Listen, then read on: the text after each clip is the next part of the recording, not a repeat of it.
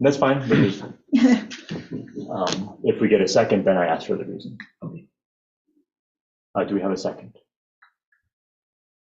Okay. So this motion to amend fails, but we have a motion on the table.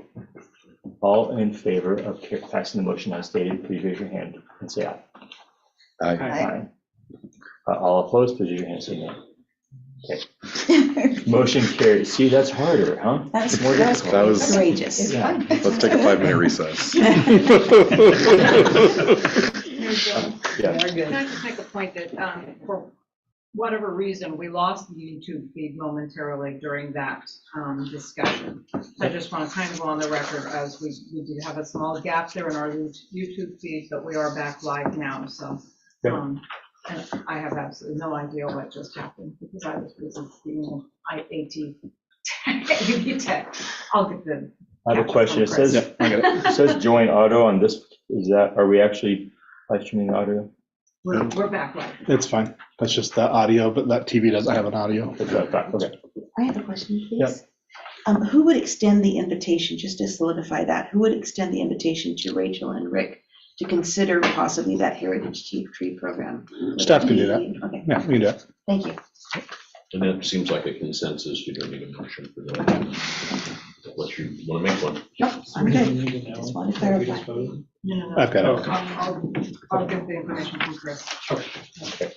We do have closed captioning from the Zoom feed. Thank you, Mr. Peters and Ms. Brandini for that. With that, I think, is it clear that we also then would want to re-advertise the planning commission position? I'll take a motion. Okay. With that, I'll make a motion that we reopen or that we advertise for an open planning commission meeting based upon Gianna Bernardini's written resignation from the planning commission. An open planning commission position. You said meeting. Oh, sorry. Yeah. Position. Halfway there. Second. So motion made by myself and seconded by Councilor Causey. And again, we'll use the same time frame. We'll open that and have it closed like a week before the council meeting in February. So we've got time to get it out in the packet and get yours. So hopefully we'll get an applicant or two. Thank you. All in favor, please raise your hand and say aye. Aye. Aye. Motion carries unanimously. Or maybe just one applicant, so we keep it easy for everybody. It is difficult to choose. All joking aside, it's really tough when you have multiple volunteers and a few number of spots. And I will just say, from the staff level, when we get applications in, we try to be very gentle and saying, hey, we already have 2 applications, but you're more than welcome to submit again. But it's tough for the council to pick, and sometimes it's really just,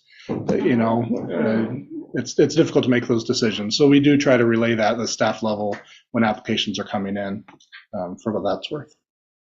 Yes. Okay, so now it is going to get more difficult. We are going to discuss award nominations for the Samaritan Awards. And this is a great opportunity for the City Council to recognize some of the amazing work that our citizens, our staff, our residents, our volunteers do in Paloma. And traditionally, the city's recognized a City of Paloma Samaritan Award recipient, and then a number of first citizen recognitions. So in terms of process, we have the Samaritan Award, which typically has gone to a volunteer for the city, often one that's leaving volunteer service. We also have a number of first citizen awards in the categories of future first citizen for someone under 18, junior first citizen for between 19 and 39 years of age. First citizen would be between 40 and 64 years of age, and senior first citizen for someone over 65. We also have a business or nonprofit or People's Choice Award, or the business, nonprofit, and People's Choice Awards. And so what I am going to propose is that, first of all, to be as efficient as I can possibly conceive of, which does not mean it's correct, but that we go ahead and just get a name, just a 2-word name for the Samaritan Award, from if anybody wants to nominate somebody. And then we will go through each of the first citizen awards and just, with a name. And then if we end up with multiple people for either, then we can have a conversation about that justification of why we think that they're deserving of that. So yes, we can have a discussion where needed, but we don't have to have a discussion, an extended conversation about something that's not necessary. So, and I know that Councilor Crocker sent out an email to Chris with some ideas, and I know that we have other ideas as well. So first, regarding the Samaritan Award, I would like to, Chris, do you have a question? Yes. Okay. I don't know if Chris has any, if we can just like go through if people have already, like who has the city given the Samaritan Award to in the past? And are any of those people on this list of volunteers that you've assembled? Anybody on the list that's on the committees that's coming off? Right. I don't believe that any of them have received the Samaritan Award from the city as the city volunteer. Okay. Some of them have been Right. recognized as like senior first citizen or first citizen at large, Yes. but none of these have been recognized as a City of Philomath Samaritan Award recipient. Okay, cool. Thank you. So with that, Councilor Crocker, I think you had a name. Well, I don't think I actually said for the citizen. Oh, that was the one that you didn't? Samaritan, but I do have one now. Okay. What's the name? David Lowe. Any other names? Councilor Andrade. Catherine Biscoe. Councilor McMorrin. I was going to add Carol Leach.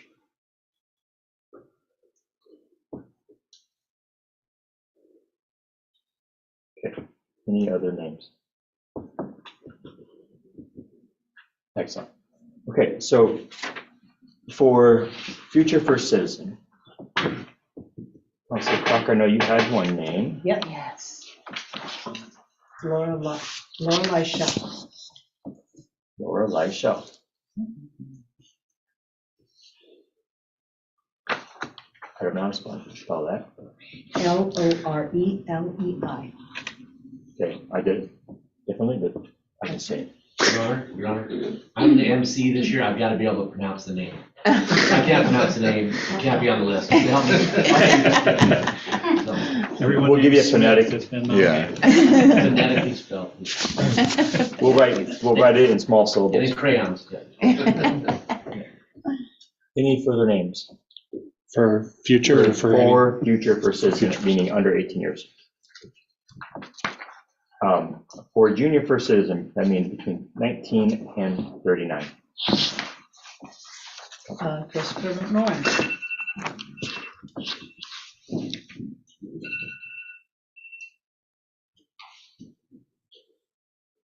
And I'm gonna put Zena Allen in that category.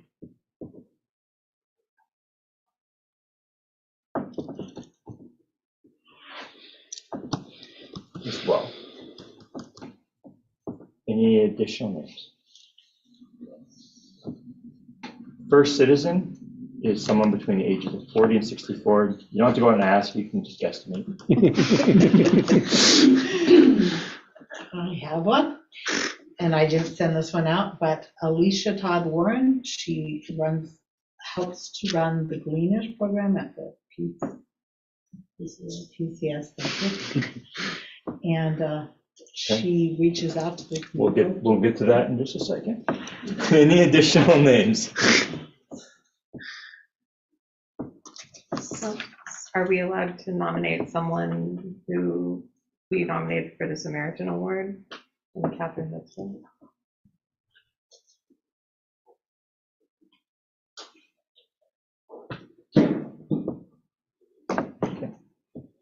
Any additional names? I'd like to nominate Officer Cappy.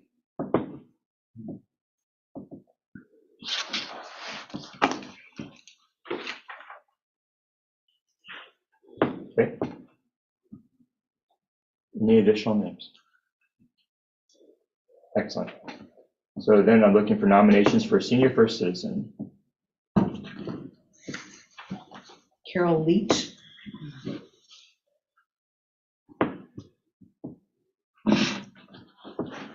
Additional nominations? Denny Bennett. What was it? Denny Bennett. I'm just assuming he's in the category. I haven't asked him. Yeah. If he's not, I hate to be in your position. Any other nominations? And what is his role? Wait, What, wait. I'll come back to that. what is it? Until that. Suspense. Any additional nominations? Okay. So first, sorry, and then nominations for the business category that recognizes businesses that have made significant contributions to the economic health of our community, including financial contributions, business growth, and an introduction of newer innovative products and services, employee development, sound or innovative business practices, community service, and customer service. Any nominations? Councilor Carter. True value. Okay. Additional nominations?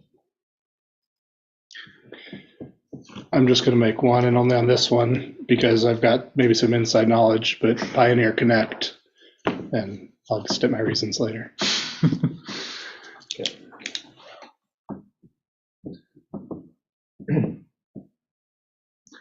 And I'm going to go ahead and put one more in there. Nova Dynamics. Okay. With that, any additional? Okay, and then we have recognition of our nonprofit award, which recognizes a 501c3 that's made significant contribution to overall health and livability in our community. It makes a significant impact that improves economic, medical, educational, and financial health of individuals. The Business, Nonprofit, and People's Choice Awards are new this year. Kind of, except I think that Brad won one last year. Well, they did nonprofit last year, because Strengthening Rural Families won last year, so yeah. Okay. Yeah, I think they were, I don't know if it was combined, it was like business/nonprofit. Okay. This year they've broken it down into 3 very distinct categories, which I don't think they've had before. But. Okay. So nonprofit? BCS. Along with community services. Any additional nominations? Activity. Okay, thank you. Any additional nominations? Recognizing that all these folks are doing great work, all these organizations. And with that, we have the People's Choice. Vote for your favorite business that connects the community and their customers for going above and beyond. The public vote will account for 75% of this award. And 25, is this separate than the other two? Yeah, so this one, the city wouldn't make a nomination, but if you wanted to throw a couple names out there, just individually, you could go on and make nominations. So the city wouldn't do one, Okay.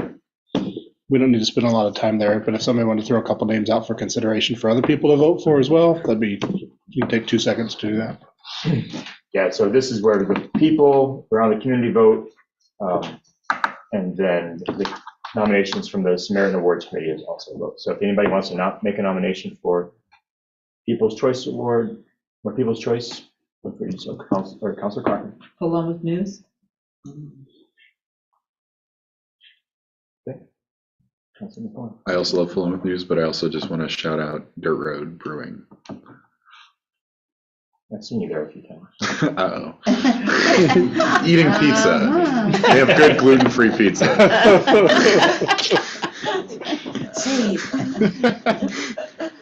I'd like to nominate Eats and Treats. Eats and Treats. And I'm going to nominate Begg's Tires as well.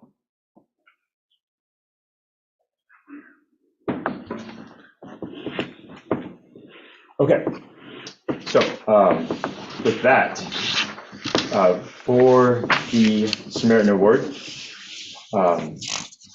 you let's kind of keep this relatively short, And hopefully in 20, 30 seconds, we can kind of talk about the contributions of the various folks that have been nominated for the various awards. So first of all, we have Councilor Lowe, Councilor David Lowe, nominated for the Samaritan Award. You want to go ahead and speak to that? Yes, he gives a great deal of time to our community. He served on the Budget Committee, the City Council for several years, 6 years, and he's the president of the PCS. He is also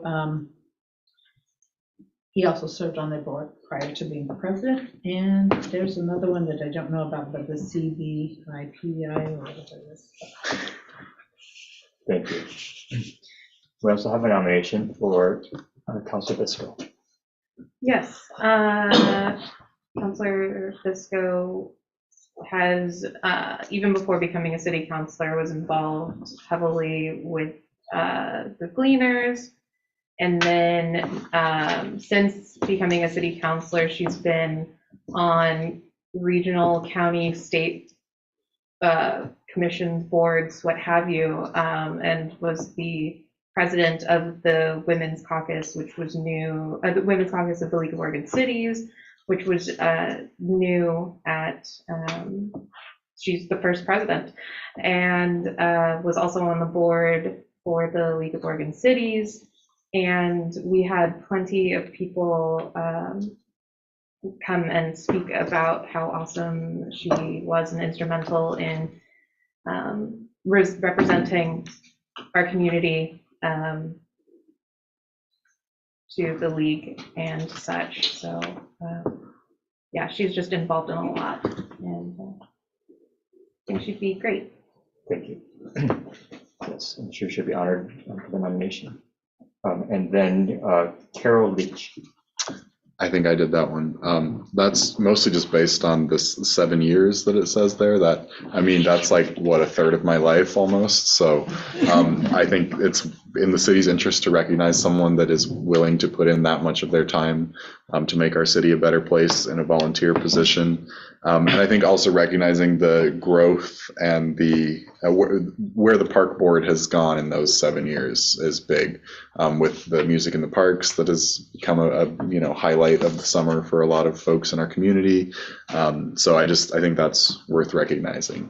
But yes. Thank you very much. So you just want to do a city recorder, you just want to raise their hands. Do you want to do this on paper? I guess I have a question. 1 moment. Just raise your hand, try it, see how it goes. Okay. This is going to complicate it, so I apologize. My only concern is I think all 3 of these people were also nominated for other things. So I guess my only concern is just like, I don't know if there's some way we can like spread the love a little bit. I don't want to like give one thing to 2 people or 2 things to one person. That's my only concern with this is that. Yeah. So in terms of other places that people were nominated, so I think if you would rather see someone in a later category, you just be aware that you can go from there. We had for Senior First Citizen, Carol Leach was also nominated. For First Citizen, we had Catherine Bisco nominated. Okay. Mayor, if I could. Yeah. We did, one of the benefits of looking at the Samaritan Award for the city first is that one we get a pick, right? They're going to be recognized as the city volunteer of the year. The others we're nominating, but there's no guarantee they're going to be selected. So again, it's an honor to get the nomination, but really if they're going to get selected or not will be up to the committee and what other nominations come in. So, you'd hate to not recognize your top choice here because they're nominated someplace else. I'd say better to go ahead and pick your top choice, period. And if you can nominate for something else in addition to that, then that's okay as well. But we really should just look at who the top pick is. Regarding voting, Mayor, what we've done in the past, and it's up to the council how you want to determine, but my 2 cents is my opinion has always been that whoever selected should be at least a majority of the council. When you go down to 3, you may end up with a 2, and a 3 vote, which isn't, you get 3 of the 7 isn't a majority. So when you get down to 3 or 4, my recommendation would be to plan on 2 votes. So if everybody were to take a first, or on your first vote for 2, okay, and then we'll tally all those votes. The lowest person to get the lowest number of votes will come out of the running, and then you'll select from those top 2, everybody will have 1 vote. And that way you'll have a clear majority of the city council. We can do those by hand. We can do them by paper if we're concerned about that. It's all going to be recorded, but really it's up to the council's discretion if you want to do the 2-vote system would be my recommendation. 2 rounds of voting, 2 votes the first time, 1 vote the second time. And then the council's discretion if you'd like to do it by hand or you want to do a paper ballot. Okay, so that sounds reasonable. We can basically each of us get 2 votes. You can do that by hand rather quickly, I think, and go through those 3 names. But If I have information on one of these individuals that would help give more community involvement, would I interject that now or should I not? yeah, I think you would. Carol Leach works also at a soup kitchen, like a food for the homeless and low incomes. And she has been a dedicated volunteer there for 4 years and works there. She works with Dementia Warriors in the leadership position there as well since its inception, I believe. She works with the Red Cross, dedicated every time there is a blood drive in our community. Carol Leach is right there helping from the beginning to the very end. She is I think as far as community-wise and having a wide range of involvement in various aspects for the well-being of our community in various ways. Carol Leach definitely represents a good Samaritan. Thank you. And I'll preface this before I say it, but this is a joke. Now's the time to speak to anyone's skeletons as well. Mayor, if I could, again, this is council's first time kind of doing this as this body, so let me stay on the Samaritan Awards. Again, this is the city's volunteer of the year, essentially. So who do we want to recognize this year for volunteer service contributions on behalf of the city, not necessarily the community of Paloma. So all those things are great. That type of information you're saying would gear more towards like a first citizen nomination, where it's, okay, they volunteered at the city and they volunteered here and they helped this organization and they helped at the state level and they did these other things. That would really lean more towards like a first citizen nomination. For the Samaritan Award that the city's picking, we really want to try to focus on what have they done to volunteer for the city, which is why we kind of start with city committees as opposed to just people that are great that live in the community. We really want to try to just focus on what is their contribution to the city of Philomath, be it a committee, be it a volunteer project, something that they did. So not trying to split hairs too much, but I just want to be, I know we're kind of setting, not necessarily setting precedents. I just want to be clear with the council. That's what the Samaritan Award from the city is intended to do, is recognize our volunteer, not necessarily somebody helped us a little bit and a lot of other folks. It's what did they really do for the city, to where the city wants to recognize them for their volunteerism with the city. Because Philomath Community Services, they're going to pick their volunteer of the year that's done the best for them, or that they want to recognize that year, not necessarily what's best for them. The school district's going to pick their award winner. So all these people are going to be recognized within their individual organizations they volunteer in. This is our chance to recognize our city volunteer of the year. So we're going to go through each of these names twice, but the first time we'll just get 2 votes, and the top 2 from that one, then we'll go through one more time and vote once. So all in favor of recognizing David Lowe for the first choice, for one of their top 2 choices for Samaritan Awards, please use your hand. Okay. So 4. All in favor of Councilor Bisco for Samaritan Award, please use your hand. 3. And then all in favor of Carol Leach, please use your hand. 7. So now just get 1 vote. All in favor of Councilor Lowe as your top choice, please raise your hand. We might state the 2 choices. Just sorry, Councilor Lowe and Carol Leach. Right. Councilor Lowe and Carol Leach. Excellent. Thank you. And that is not to discount the No. contributions of Councilor Visco or Councilor Lowe. Really appreciate both and all the great work that both have done for the city. So staff will prepare the write-up on that. Again, we've got years of service. We'll add in some, I've got some stories on Carol from helping with the park board. I'm sure Chelsea has some as well. Carol, we just kind of reinvigorated that park board 7 years ago, and she was one of the first even applications that we got. She was very excited about it. So we have some good little humorous stories that we'll try to fold into her narrative. But not too long, Lisa Watkins. I promise it won't be too long. Or Ken, he has to read all these. Excellent. Yeah, and if we can keep that to short words, small words for 10. Yeah. Small words. We did third grade reading level, fourth grade reading level. Where do you want me? Right in there. Okay. Average. So next we have Lorelei Shell, that was nominated as Future First Citizen with no others. But do you want to speak to Laura's contributions? Yes, she's an incredible young lady. My only concern is that she recently moved out of the city. She still goes to school here. She still does her volunteer work here. So I don't know if that's. She's been nominated. She sewed pillowcases for the hospital. She sewed masks for hundreds of masks for the school to pass out and for her teacher. And during the wildfires, she helps with the animal evacuation. She is big into 4-H. She does a whole lot of volunteer work under the Philomath name of 4-H. Let me say, she's been the president for 3 years of her Philomath Prime Cuts 4-H Club.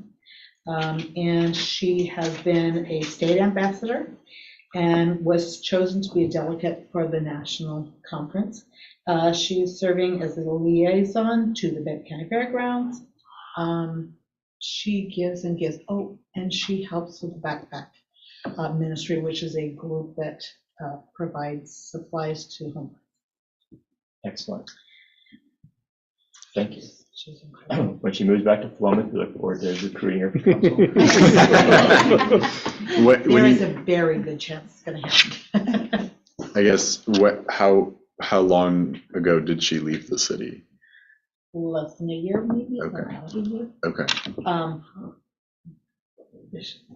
All of her family goes to school. Sure. And Okay. her parents did too. And so they, it's a long family. And the selection committee can kind of consider that if they choose to. Okay, so all in favor of recognizing Laura Leschel? Or just head nod is good? Yeah. Unanimous? Yep. All right, Junior First Citizen, we have two amazing nominations. We have Mr. McMorrin and Zena Allen. So you want to speak to Mr. McMorrin's nomination? Yeah, I assume that you all got my email that spoke to this, but he was a volunteer going through school and doing things for other people. He went away to school to study political science and brought all that experience and knowledge back to here. He immediately got onto 3 different, and I may not have this all right. This is just in my head. 3 budget committees for our city, for the fire board, and for the schools. Then he was placed on the school board, where he was asked to run the new school levy, which happened last November, and it passed. But I was able to see some of the work that he did. It was incredible, and he cared deeply for that. What else did I say? Oh, he served as a citizen volunteer on the Philomath Inclusivity Committee, and he's also helped to serve the homeless through the backpack.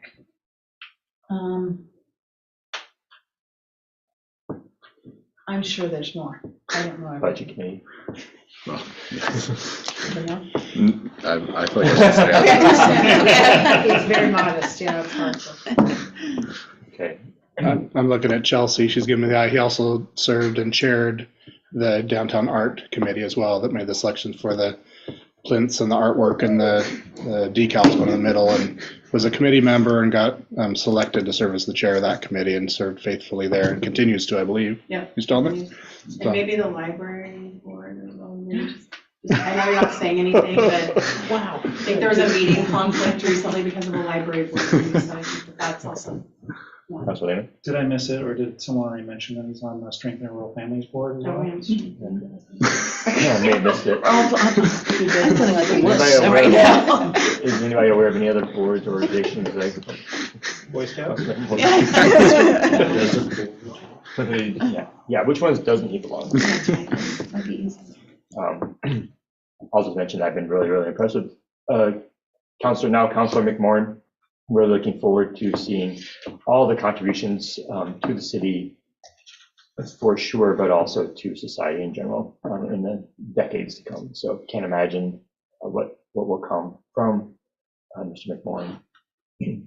With that, I also wanted to speak to my nomination, Zena Allen. Zena Allen first got involved with the city a little over 2 years ago when she started engaging with the Inclusivity Committee and with our city's efforts related to inclusivity. She has volunteered to co-chair many meetings of the Inclusivity Committee and has been a really active participant in that committee. She also served on the NAACP executive board for a period, I believe, and served as somewhat of a liaison between them and myself as the mayor. She's also served as a kind of an advisor on various aspects of things for me when I've called or inquired with her, and I've been really appreciative of her input and feedback on numerous things. She also volunteered with the Triple Nickels effort and designed a really large, she's an artist, she did a really nice birthday card for a centennial, right? He turned 100. So veteran that turned 100 years old. And then she also worked and developed some art for the Shipley Memorial marker, and worked with former Mayor Neiman on that effort. Overall, I've just been really impressed with the way Zena continues to show up, and she's had she's brought up a lot of difficult things. A lot of difficult topics, and is willing to have conversations that aren't fun to have, and she keeps showing up, and she's been there for more than the last 2 years. So anyway, for those reasons, I nominate Zena Allen for Junior First Citizen. Not to take away from the other nominee as well. Obviously, incredible history. So with this, we're each going to get one vote, and we'll go ahead and first vote for Christopher McMorrin. I'm going to abstain. Just. I'm all in favor of Mr. McMorrin as Junior First Citizen. Please raise your hand. I'm all in favor of Zena Allen for Junior First Citizen. Please raise your hand. Excellent. Congrats to Zena Allen. Really appreciate, and Christopher, really looking forward to seeing all the wonderful things that you do and that you've done. It's really, really very impressive. With that, we have Junior First Citizen. And they're in those middle ages. First person. What? Just First Citizen. First Citizen, that's what I meant. They're in these middle ages. I'm a junior. I may fall into that category.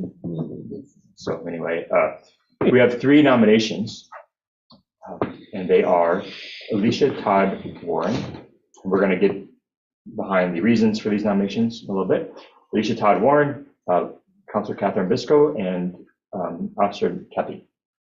So first, we would like to speak to, I'm going to put someone else on the spot first, but we're going to go with Officer Kathy's nomination. Okay, thank you. In order to provide some information on Officer Mark Kepi, who just retired from the police force, I'm going to quote from the Philomath News. On the local police beat full-time for the past 28 years, Mark Kepi has one of the most recognizable faces in Philomath. Many folks will always remember him as the police officer who taught Safety Town for more than a quarter century. The program that teaches incoming kindergarten students everything from gun safety to stranger danger. And I'm also going to share a couple of comments that Chief Rubin made about Officer Kepi. He's one of those guys you'd love to have in your department, somebody everybody likes, admires, trusts, and gives advice to in all different ways. And his history and knowledge of the town and the issues that have happened, the people we've dealt with and their backgrounds, that's huge. He brings happiness to the office, especially during the tough times, Rubin continued. That's a hard trait. You can't train that, it's intrinsic. You're not born with it. You're born with it or you're not. So I think this man has been an incredible force, individual in maintaining our public safety. And as I told him at his retirement, I think there are two pillars which are extremely strong in this town. One is our public safety and the other is our schools. And we have people like Mark Kepi to thank for keeping us safe and making this one of the safest communities in the state. So that's why I nominate Mark Kepi. Thank you.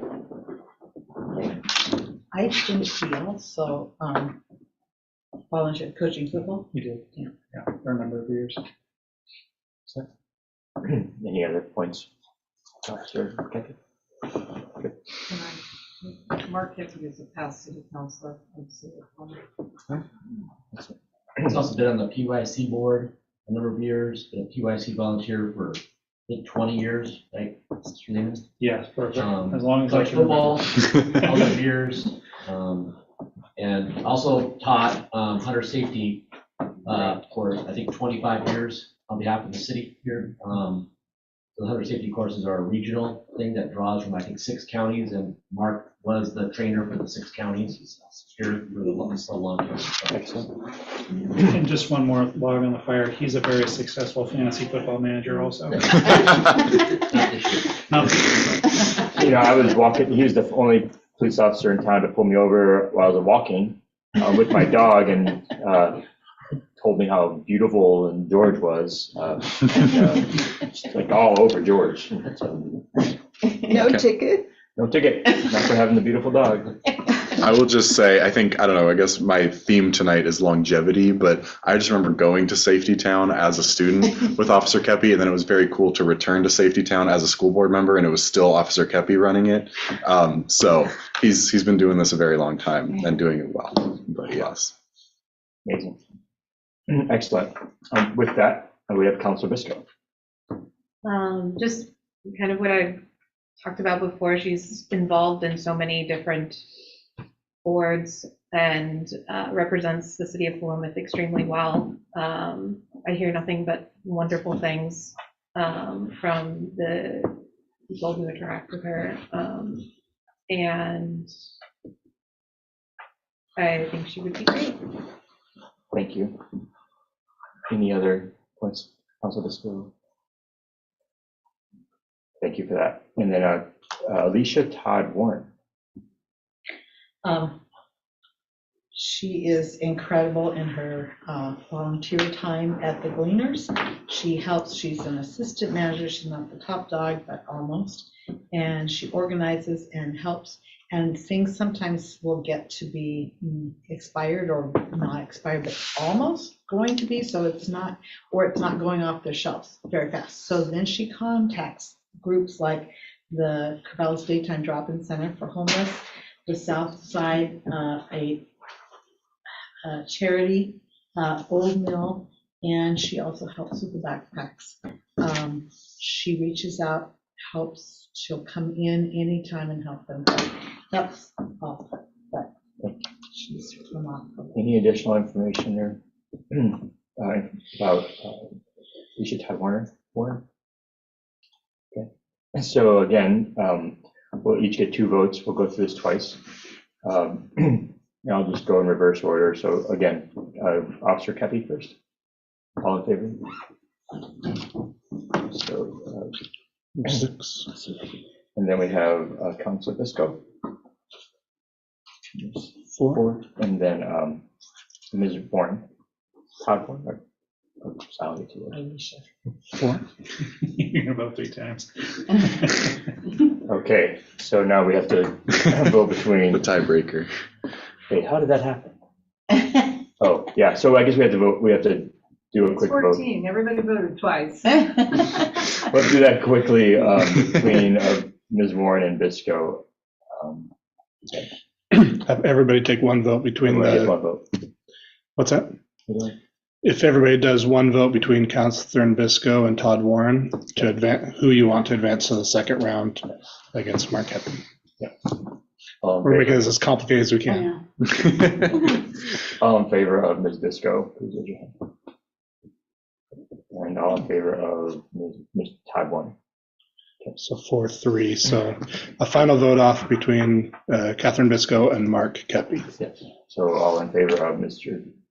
Let's go Bisco first this time. All in favor of Mr. Kepi. Okay, so next we have Senior First Citizen. We have 2 nominations, Danny Bennett and Carol Leach. First, I'll let you speak to Mr. Bennett. Yeah, so he's been the chairman of the PYC board for 12 to 15 years. He also provides the land where the PYC has their wood pile at the end of by the Y. There's a big wood pile over there, and he's just a good citizen. And he goes to all the basketball games, all the football games, and he's around all the time. And if you need something, you can ask him, and if he doesn't know where to find it, he'll find it for you. Excellent. Any additional information? Was he also nominated into the Hall of Fame for Plymouth High School? I think he was, yeah. Right. Or he's a promiscuous. Yeah. Chief? He's also the board chair of the Plymouth Police Foundation and was a key mover in bringing the Plymouth chili cook-off here and our success over the last 2 chili cook-offs. And he's also donated personal money to that endeavor, both the last 2 events, a large amount of money personally. But he's been a great partner on that board. Thank you. And then we have Carol Leach nominated as well. And then as a reminder, she was also we chose her for the Samaritan Award. So the information I have for her, which is not all inclusive, but volunteered for the City Park Board for 7 years. She is long involved with the care and fundraising for the Plymouth Community Pool, where she's like the person that knows. I would say she's been involved for at least 50 years there. She has done a great deal with that. When I first started going to the pool, she was working there. She helps with the Dementia Warriors. She volunteers with that organization. She helps to put on and run local school blood drives, with the American Red Cross and the soup kitchens. So that's what I know about her. Okay. Any other info about Carol Leach you want to share? Besides what was already spoken. I just have a little bit more insight. Maybe Teresa can too. We go to church with Carol. I know she's been very active in the women's group, the Relief Society, and they do service projects throughout the year. And again, she's been a very active member. My wife goes there as well and constantly is saying, people that are at events and things. And there's been a number of times where there's been very few that go, and Carol's name is always mentioned. So I know anecdotally she's very active in that service organization as well and helping. Thank you. Okay, so we all get 1 vote, fortunately, in between Carol Leach and Danny Brown. Can I just clarify real quick? She is our nominee for Samaritan. That's one that we nominate, or we say that her name is definite. She will be the City of Plymouth Volunteer of the Year. So all in favor of nominating Mr. Bennett. Please use your hand and say aye. Okay, four, and then all in favor of nominating Ms. Leach. Okay, so congratulations, Mr. Bennett. Next, we have 3 nominations for Business Choice Award, and that's True Value, Pioneer Connect, and Nova Dynamics. So, I want to go ahead and speak to True Value. I just was looking for a good person to fit, and I know that Troy Muir has volunteered with sports and donated money and activities there. And last year he donated buckets to the the music program so they could do bucket drumming. And those buckets are pretty expensive, so it's pretty nice that he just didn't give it a second thought. Anything to support the kids, so that was. That's great. And then Pioneer Connect. Pioneer Connect, just coming on the heels of their huge broadband improvement project in the city of Philomath, over $1 million worth of investment into our community to provide high-speed internet to schools, businesses, and residents in our area. It's not fully felt yet, but all of that infrastructure is all in place now for people to be able to connect on. I think is a huge investment into our community, which again, not everybody can appreciate, but high-speed internet and broadband are vital. It's the new lifeblood of business and education and government. Yeah. Excellent. I also wanted to know that Pioneer has been a donee for the Music in the Park concert series for a number of years. So they've been the primary donations for that event, for those events. Excellent. Thank you. Chief? Pioneer Connect was also the the largest donor to the show kickoff this year, which proceeds, as you know, went to veterans charities this year. So they stepped up and they were the #1 donor, $5 figure. So, thank you. They're a longtime day sponsor, Saturday day sponsor of the Frolic and Rodeo as well, which typically has our highest sponsor level. And they've done that for a number of years. And as the cost of that sponsorship has gone up, they've continued to raise that. So long time, large contributors to the Philomath Frolic and Rodeo. Excellent. And then regarding Nova Dynamics, I've hosted a number of meetings at the road business meetings. And I actually had some tribal folks, seriously business meetings. No, yeah. And I had some tribal folks there, and every time that I'm there and they see Dax rolling on by, like the squeals of like, what is that? And just the pure joy, which is always fascinated. Beyond that, I think that I walked in there delivering my Christmas card to them in their office and in their little warehousey space where all the magic happens. And it's just like, this is a really impressive business. And so I just wanted to recognize Nova Dynamics for what they contribute and the innovations that they're contributing not only to Philomath, but across the West as well.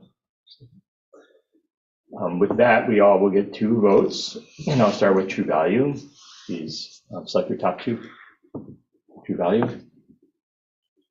Okay. And then Pioneer Connect. 7. And then Nova Dynamics. 2. So between True Value and Pioneer. Okay. And then True Value. Okay. That's Dang, fine. Ruth. Sorry. Go ahead, go for it. Pioneer Connect. I think Ruth took 2 votes. It's fine. Voter's remorse. Peer pressure. So next we have Nonprofit of the Year, and we have 2 nominations: PCS, Philomath Community Services, and Maxtivity. And so we'll first go ahead and start with PCS. ECS serves our entire community and makes our community better. They serve food They clothing for 0 through 18. Sometimes to do firewood, I guess that might be on hold right now, and the community gardens and the gleaners. And while even if you aren't in need and don't need their services, they're helping your neighbors and making them better. And I am so impressed with what they do. I actually used to work at the Kids Closet as an assistant manager, and we got to watch everybody in action, and it was great. Nice, thank you. And Max activity? Or did anyone else want to speak to PCS first? Holiday cheer. We have holiday cheer that serves more than 100, more than 100. With these families that would not have Christmas or have very little Christmas were it not for holiday cheer that is so bountifully provided for members of our community. I guess this is kind of like a wonky comment. I echo what everyone else has said, but something that has always really impressed me about PCS is, as was mentioned earlier, I'm on a lot of different boards and things, so I just see a lot of different budgets, and the amount of impact that I'm not on the PCS board, but I looked at their budget. The amount of impact that PCS is able to do with the very small amount of money they have has always really impressed me, because they have so much volunteer interest and sort of commitment, and it's really a very grassroots, community-driven thing. They're not just paying staff to go out and do this; it's people that really care about it. So I think that's always really. I think I always look at their budget. I'm like, what? How are you doing that? But they do. So I think that speaks beyond the budget to, they're doing that because they get a lot of donations of goods and supplies and time and labor. So it is very much a whole community effort. But yeah. And the caliber of work that they do there is really amazing. Our gleaning program is probably the best in the region. I might even say the best in the state. I could be a little biased, but we have a phenomenal gleaners program that serves just tons, hundreds of individuals and families. So we do a great job. They do a great job. Our gleaning program. Thank you. And then Max activity. Yeah, I wanted to mention Maxtivity because when they first opened in the community, I was a little skeptical about the potential success of that business model in a community like this. I've seen them succeed in higher income areas, but they have become an incredible presence in the community, and I especially appreciate the programs and services they make available to our youth for after school. So I want to recognize them for those contributions. I'm going to maybe make this easy. I don't recall, but I'm thinking that PCS may have received this nomination before, may have seen this recognition before. So rather than take a vote, I think we could just submit both of these. That way, if PCS did get it before and would be eliminated, then we can get Maxtivity. If not, then we could have them both in there. Or we could take a vote and go through it. Like to do it, but I'd be happy to do a write-up on both of these and just submit them both. Or David Lowe's in the audience smiling. Maybe he knows if PCS has received this award in the past. Do you know? I think so, Chris, but I can't be for sure. I'm kind of thinking they got it the very first year that they honored the nonprofit, whatever. I think it was that very first year, but that's going off my memory, and it's been a few years. So 15 years ago, it was like my last time, and I used to run June's Kid Closet and then Holiday Cheer. And that particular year, the Samaritan Awards, they hadn't been done in Paloma for years. When they brought it back together, we did receive the nonprofit, and I want to say it was two organizations. Right. I want to say Frolic. 2007. Yeah, and so yes, it was around 06 or 07 in that time frame. And then they didn't have that category for a few years because I also was on the committee that was doing that, and it was questionable because are we duplicating for Alice, and and then when they got down to the every 2 year, and now I believe it's every year. But right. I do know they were recognized, but it has been a decade. So okay. So I'd be more than happy to suggested we push two names forward here. I did want to speak a little bit more to Maxtivity briefly. The folks at Maxtivity, the executive director, Louise Net, she's been a pretty good partner to the city and someone who reaches out to me regularly. I really always appreciate that that kind of relationship building and their effort to do so. And their gala that they put on New Year's Eve was really fun that I attended. They've been a great volunteer. They've been a great partner for the Memorial Day gathering that we put on, and they came down and they just seem like they're always willing to step up and bring out their giant wheeled contraption and just get out there to entertain kids and adults alike. And I really appreciate their contribution to the city. It's been really impressive what they've accomplished in the last 4 to 5 years. So, but yeah, I'll reach out to you and get more details for the write-up. Okay, I don't know that we need the motion, Mayor. We took votes on each of these. I wasn't sure how the council wanted to handle it, so I don't think we need that motion. We'll go off of the votes and the tallies that were done. And yeah, thank you. That's again, as the mayor said at the beginning, it's a nice opportunity that we have to recognize all the volunteers in the community, and it's nice the city's able to take an active part. I did get an email this morning from the director of the chamber, and she was concerned. She's like, we don't have a lot of nominations yet. I said, we're spending tonight. We're talking about as a council. I can guarantee you we'll have some nominations for you. So she's very much looking forward to getting these nominations. So thank you for taking the time to do that. And I'm sorry, this is, I'm taking my little politician's prerogative to make a speech here, but I just wanted to say that I think one of the best parts of Philomath is our nonprofit community. And I think something that, we sometimes take for granted a little bit, but we are really, really fortunate to have the wide array and breadth of nonprofit organizations that we do that provide a really robust sort of level of service that I think a lot of our peer cities don't always have. So I just wanted to, I know we've talked about those two a lot tonight, but the whole nonprofit community in Philomath is wonderful and a great asset for our community. Absolutely. Well, thank you for that. So we're going to go ahead and take a 5-minute or come back at 8:35. Take a little bit of a break, and where we'll be discussing the 2023 system development charge rate schedule. And no, we're not discussing people's choice. Well, that's Oh, that's just something we're suggesting. Yeah. Okay, thank you. Yeah, and you can continue to make additional individual nominations to Lisa Watt at the chamber if you'd like. Yeah, let's come back at 8:35. Good stuff. How about that?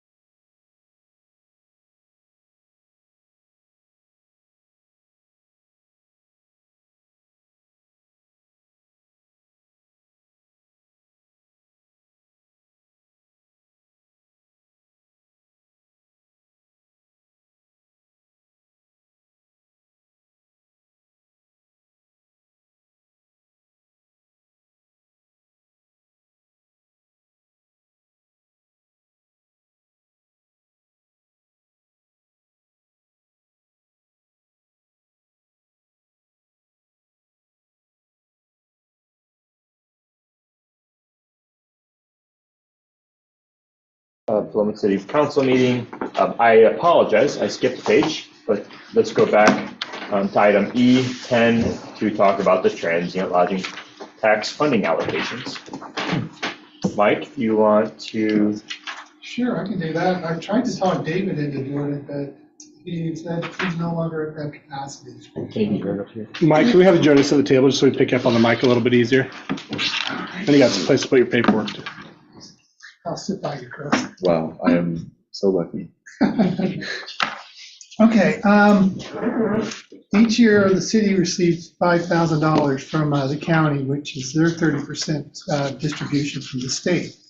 So the city's policy is to take that money and to divvy it, split it 50-50, 50 stays in-house, 50 goes to nonprofit agencies that are tax exempt.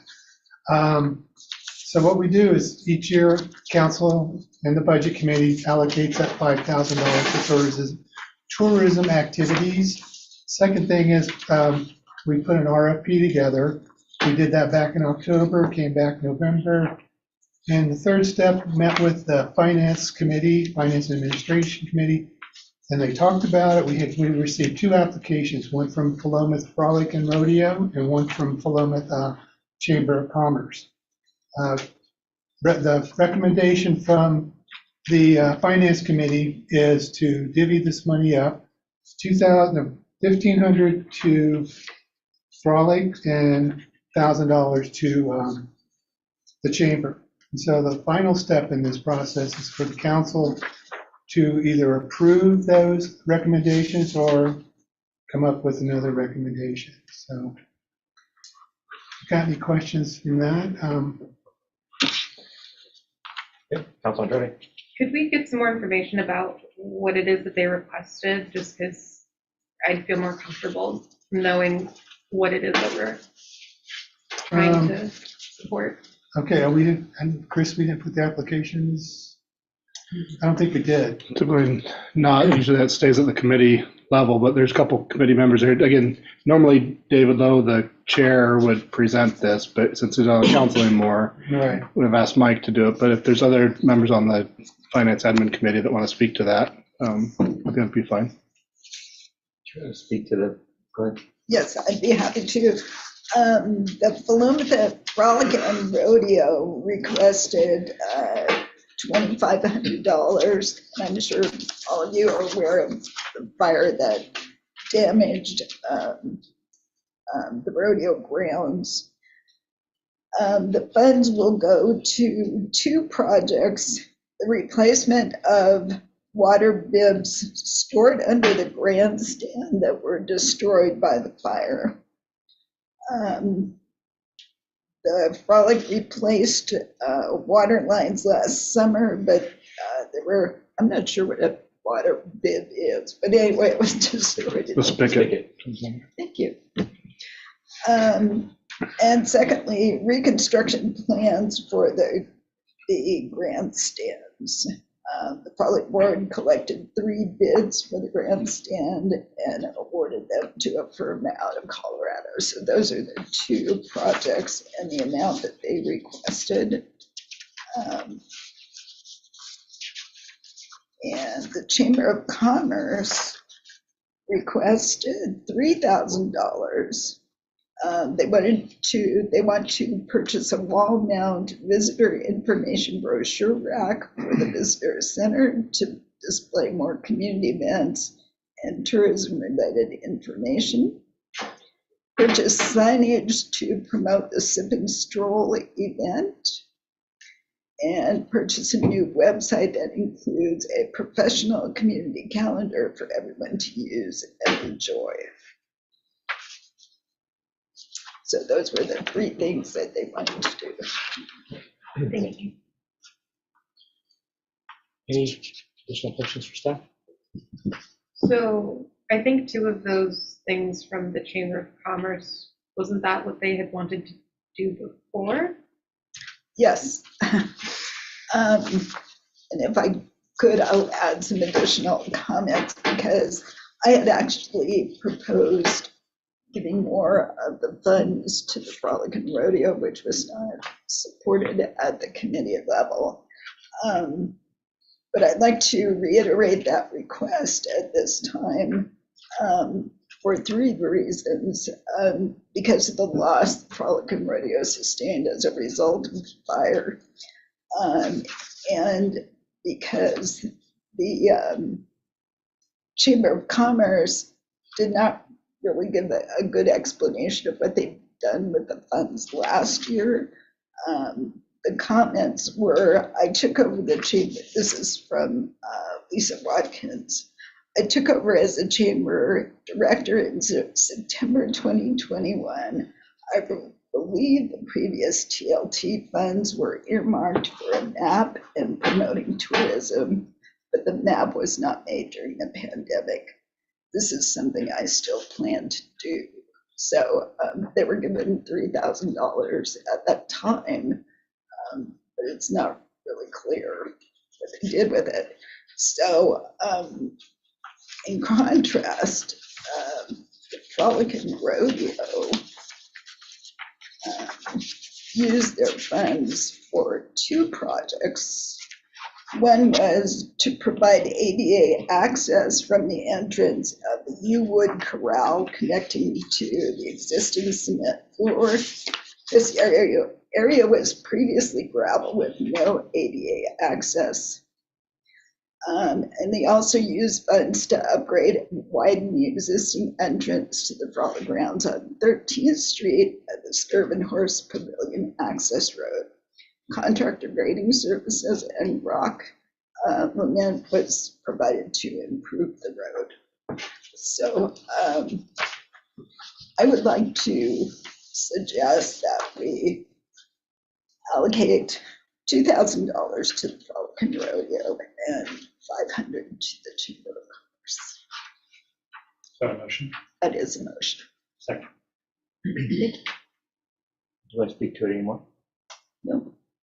And so I will go ahead and speak against that motion.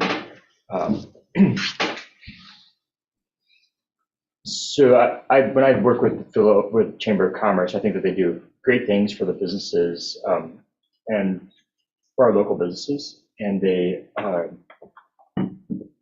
their Sip and Stroll event is something that's really, I think, valued in the community, and not only in the community, but also in the region. I know plenty of people have traveled in to come in and enjoy that event, which is one of the biggest fundraisers that they have, is my understanding.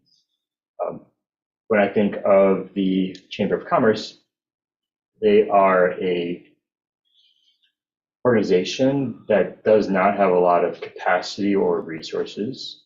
When I think of the Frolic, I could be wrong, but I think of them as having a lot larger capacity. And when you have a lot, I know in my professional world that organizations that have a larger capacity are often found to be more successful and being able to do better things, bigger visions, because they have more capacity to do that. I don't think the Chamber of Commerce quite has that capacity, but I know that they need support. And oftentimes it's those low capacity organizations that just have a difficult time, making headway on efforts and also in being able to justify some of those resources that they need. So I think Philomath would benefits a lot from having the Chamber of Commerce and having our businesses come together. Anything we can do to support the Chamber, I think, is really important. And so for that reason, I will vote against this particular motion to lower the amount to the Chamber to $500 and the amount going to the product to $2,000. I don't think the $500 is going to be that big of a deal for the Frolic and Rodeo, whereas I think that it means a lot more to the Chamber. I think you said the Chamber previously received 3,000, is that right? Mm-hmm. And what did the Frolic and Rodeo previously receive? 7,000. Okay. We had accumulated funds for several years. Okay. So we had more to give out. Okay. And Councilor Causey, did you? Yeah, I just wanted to rebut your point because having been the liaison to the Frolic Rodeo for the past 2 years, I believe, I think they, well, the statement that they have a larger resources or larger footprint might literally be accurate, but I think they make a tremendous contribution to the community. I know that they make good use of every dollar they receive. I know that it costs over $100,000 to put on the Frolic Rodeo. So for them to raise all those funds and put that event on is tremendous. And I've been actively involved in prepping the rodeo grounds and getting it all ready. And it's a tremendous effort that's really accomplished by very few volunteers. With respect to the reach of the rodeo, last year there were 5,041 people who attended the rodeo. 943 on Thursday, 2,057 on Friday, and 2,041 on Saturday. And Friday and Saturday were sold out. And as you probably recall, this was put together within a week of the fire. And interestingly enough, of those 5,000 seats, 1,000 were standing room only. So people were willing to just come and stand and watch the rodeo. Online tickets sold outside of a 50-mile radius included the following locations: California, Arizona, Florida, Idaho, North Carolina, Washington, Wisconsin, Texas, Utah, and 7 from Great Britain. So this organization, whether or not you're into rodeo, has a tremendous impact on our community. I'd like to do everything we can to support. Thank you. Any other comments? Okay, seeing none. We have motion on the table. All in favor of allocating 2,000 to the Frolic and Rodeo and 500 to the Chamber of Commerce. Please raise your hand and staff. Okay. All opposed, please raise your hand and say nay. Nay. Nay. Motion carries 4-3. Okay. Next we have, and yeah, please convey to both the Frolic and the Chamber how valued they are to the city and the city council. Thank you, Mike. Next, we have, we're going to discuss the 2023 system development charge rate schedule. And Chris, I'm going to kick that off to you. Great, thanks. And I recognize this first time a couple council members have seen this, so I tried to go into a little more detail in the memo. The city uses the Engineering News Review. This is a standardized index that's looked at. It gauges construction cost prices throughout the year, monthly actually. But each year I go back to the city engineer, West Tech Engineering, and ask them to give me the calculation from last year to this year on what that index did. This last year, between December of 22 and December of 23, or excuse me, December 2021 and December 2022, that index rose 5.56%. So the recommendation in our system development charge methodologies is that we increase the city's SDC tables and what we're charging new developers to come in by whatever amount that index has gone up.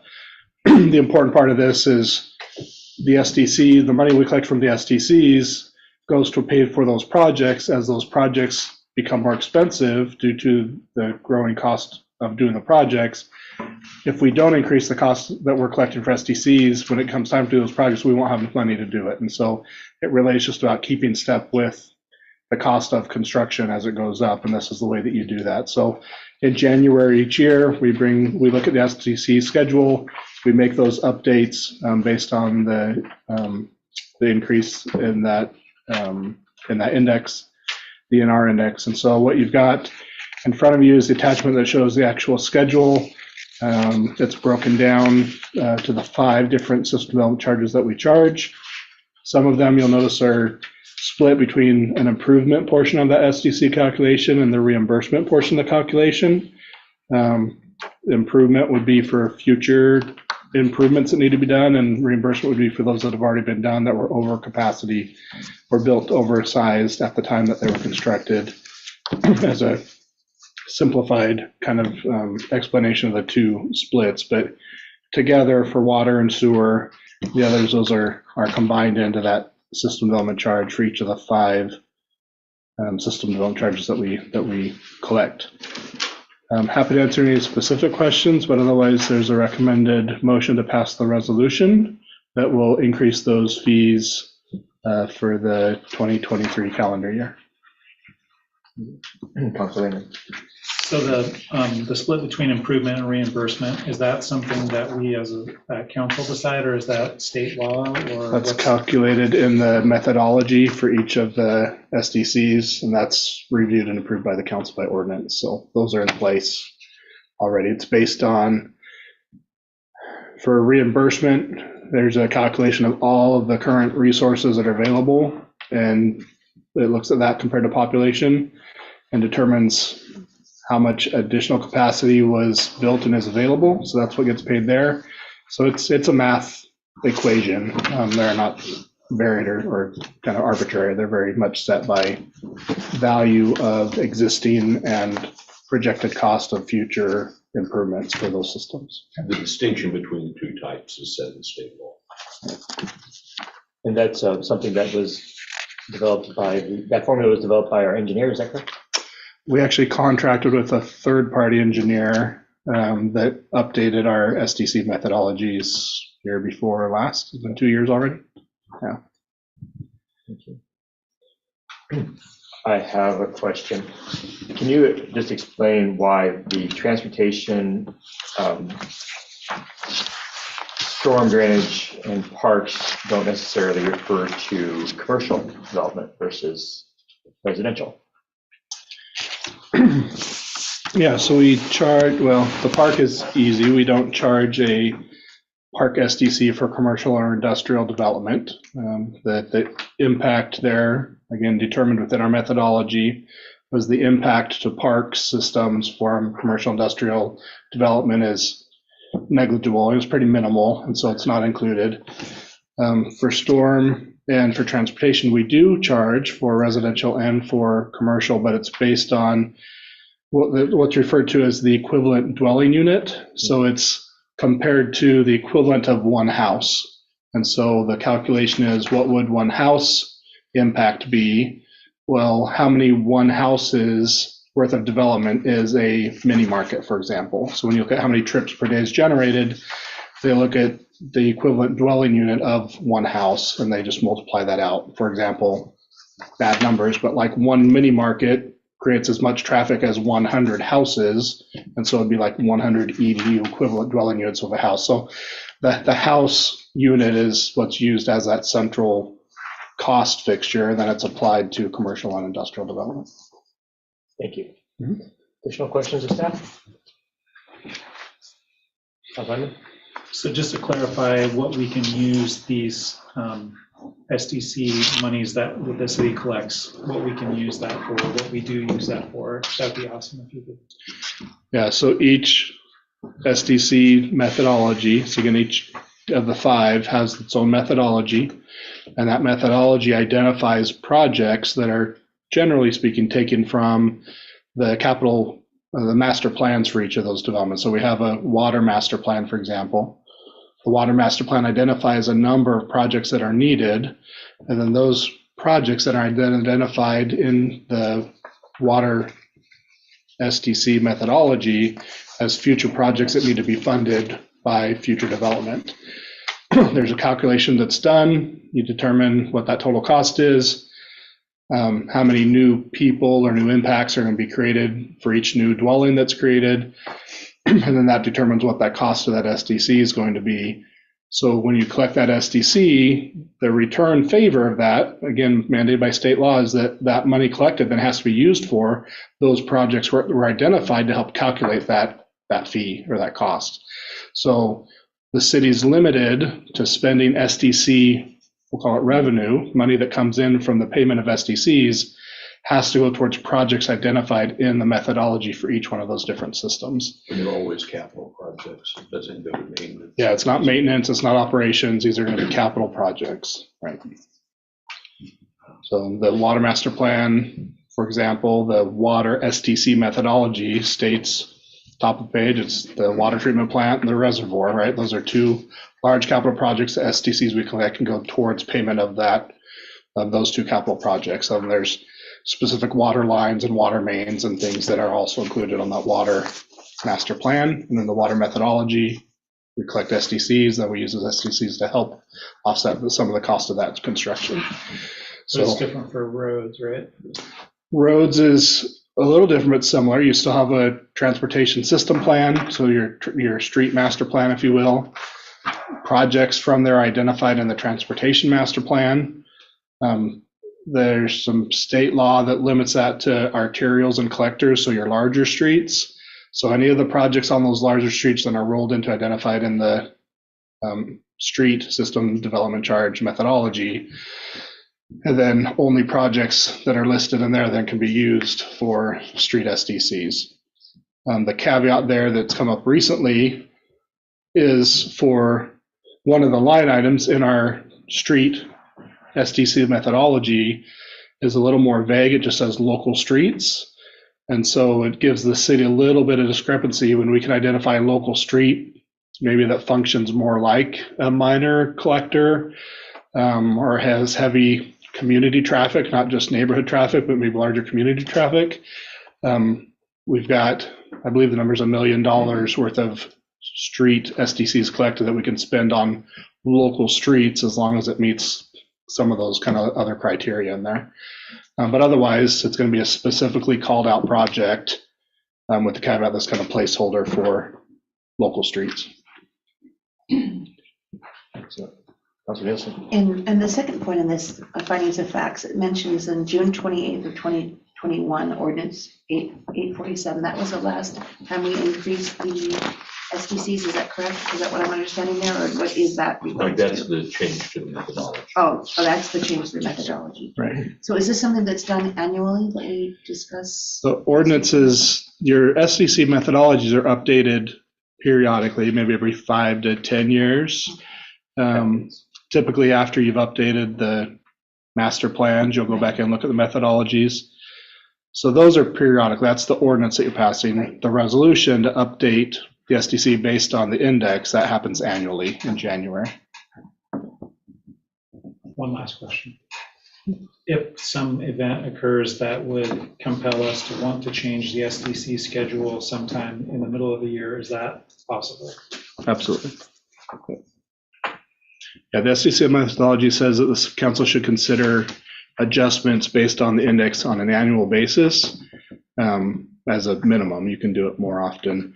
Some councils, again, generally speaking, some councils will elect to not implement the full SDC fee. They might say, we're going to try to encourage residential development, so we're going to charge half of the SDC for all residential development. So there's obviously financial consequences for that, but cities have used that in the past as a way of incentivizing developments of certain types or other types. Again, it's a little slippery slope on when you do that and when you don't do that, and implementation and timing and notification. So there's a whole nother bee's hive that kind of comes with those types of decisions. But state law dictates what you can collect for and what it can be spent on. But the city council does have some liberty as to implementing the full amount or not implementing the full amount, however you choose. But again, do we have the discretion to implement more than the full amount? No, you'd look at your methodology and see if there's a way to increase it. Right. You would add projects to your methodology. You would update your methodology, which includes notification to the development community. a public hearing process, et cetera. And so you do a good notification, but you can update that methodology and you can add projects in there, which is going to give you a higher project list, which is going to in turn equate to a higher system development charge for that development. Does the council ever compare the rates to other communities? And have you, I guess a follow-up to that question, would a developer or builder perhaps choose another location based on SDCs, or is it not that much of a deal? So I'll answer both of those questions. Yes, the League of Oregon Cities actually does a survey, I think annually, if not annually, it's fairly regularly, that they do a survey of all of the cities and find out what the current SDCs are that are collected. And they publish that, so that goes out. I don't think it's annually, it's a little bit of an undertaking, so maybe it's every 3 or 5 years or something, they do that. So there's comparison. The comparison, I'll be a little off the cuff. The comparisons generally tell you who's updated their SDC methodology most recently. They tend to be at the top. And who's in need of updating their SDC methodology, they tend to be at the bottom. The cost of building a treatment plant is relatively the same, whether you're in Philomath or Junction City or even Portland, frankly. And so those construction costs don't vary a whole lot. It really just depends on, which community has done updates most recently, who's paying for them in the past and who's saving for them for the future. So you don't see a lot of differentiation there. The differences really come down to, again, is who's most recently looked at their methodologies to make sure that they're an accurate reflection on those capital projects. They can be a reflection on how proactive a city is, or how aggressive you could say a city is at completing projects in their capital project list. Some of that's dictated by population forecasts, which the city doesn't get a pick, right? So the state determines your population forecasts. Those forecasts determine which projects you're going to have to take on over the next 20 years.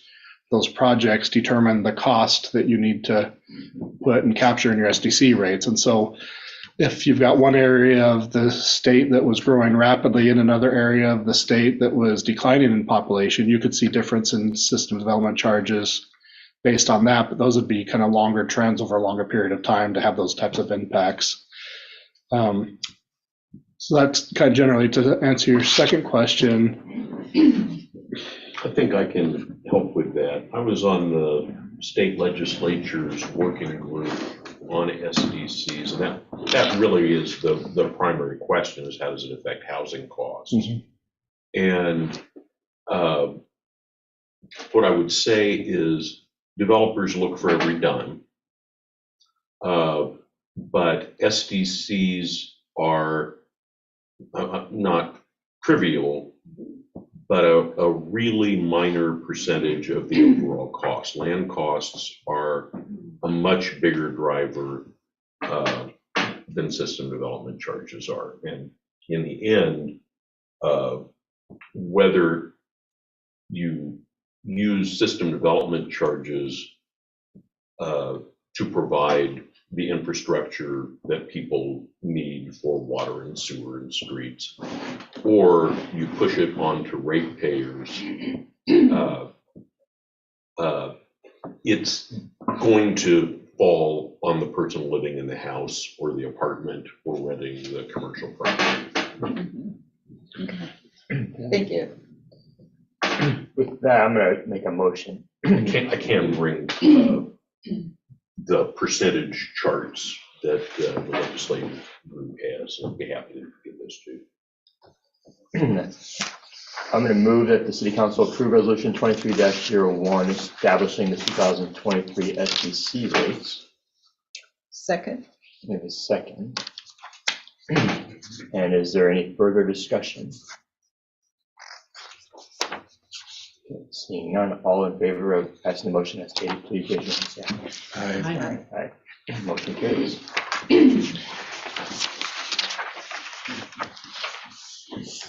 Next, we're going to call up Mr. Mazinski to discuss the auditor communications report.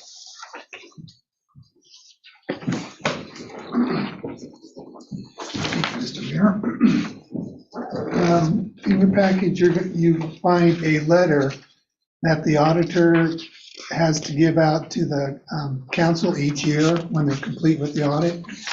It's called the governance letter. I always call it the closing letter because it's it. That when I get that letter from them, the audit is complete. We completed the audit on December 27th. I know I said 29th in here, but it's the 27th. That's the date of the letter. The letter states two things. One is what the auditors did for the audit report, and there's various, I listed out all the information they go through. Their biggest thing is they check our internal controls, and they make sure, they try to find fraud if it can be found. That's the two big key items. And the result of the audit, we got an unmodified opinion, clean opinion as we call it. Our financial statements are comparable with the rest of the United States, so you can lift the information off the internet once we put them on there. The second part of the letter is what the city did. It's called the management letter. That's something that Chris and I signed. I read through it, make sure that what it states is what we did, and I did kick it back a couple of times to them because it's a boilerplate. Both of them are boilerplates. So that's the two big key things. Part of the audit that they give, and I haven't given it to you yet, is the management letter. And on the February meeting, I'm going to bring the audit reports and the action plan, the management letter. We did have a non-compliance in the URA, but I'll do more detail in February.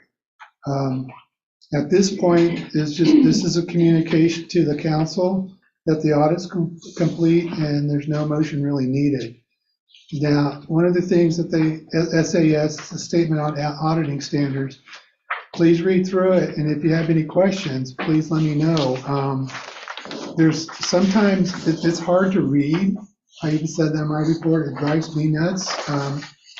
And I know it may drive you guys nuts with some of the connotations.